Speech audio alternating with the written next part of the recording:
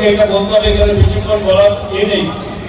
আমার এই বিশেষ অন্য প্রোগ্রামের কারণে যেখানে একটু আমার বিলম্বিত হয়েছে, যারা স্বাভাবিকভাবে কিছুটা এখানে লেট হয়েছে, আমি অন্য কিছু না বলে যেটুকু বলবো যে এই মাঠে গত বছরের খেলা আমি দেখেছি একটা জাঁকজমকপূর্ণভাবে বহু মানুষের উপস্থিতিতে এবং বর্তমান সময় খেলা শুরুর আগে যেভাবে আমার চতুর্দিকে মাঠে চতুর্দিকে উপরে গ্যালারিতে এবং আরো মানুষ আসছে, সকলের সুন্দর একটা পরিস্থিতি, খেলার একটা জাঁকজমকপূর্ণ একটা আনন্দমূলক এই সবার কিনতে আমি সকলকে আজকে আমার ধন্যবাদ জানাচ্ছি।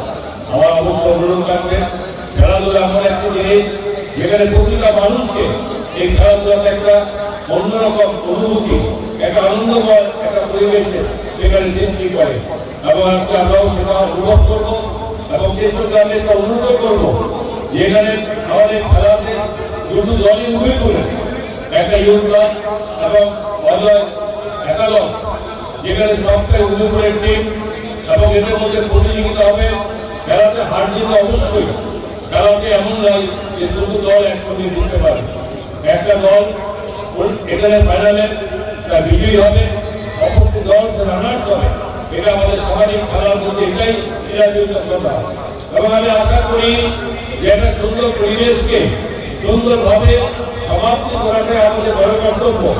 একটা শৃঙ্খলার মধ্যে নিয়মানুবর্তিতার মধ্যে যাতে সুন্দর পরিবেশে কম্পিটিশন থাকবে, কিন্তু পরিবেশকে সুন্দর রোগে এবং সুন্দরভাবে এটা সমাপ্তি ঘোষণা, এটা আমাদের প্রথম কাজ এবং এটাই আমাদের আগামী দিনে এই ধরনের বিভিন্ন টুর্নামেন্টে আমাদের আগ্রহ প্রকাশ করার সুযোগ থাকবে। আমাদের এই সঙ্গে এবং এই খেলাকে মর্যাদা থাকবে এবং অজিত সিংহ টুর্নামেন্টও যেটা আগামী দিনে সঠিকভাবে খেলাকে পরিচালিত করে সর্বদিনে করা যায়, এটা সকলের কাছে আমি এই বাক্যরা এবং খেলার এক সুন্দর পরিবেশ বজায় রাখার জন্য আমি সকলের কাছে আবার আবেদন করে আমি আমার এই কথা বলা শেষ করছি।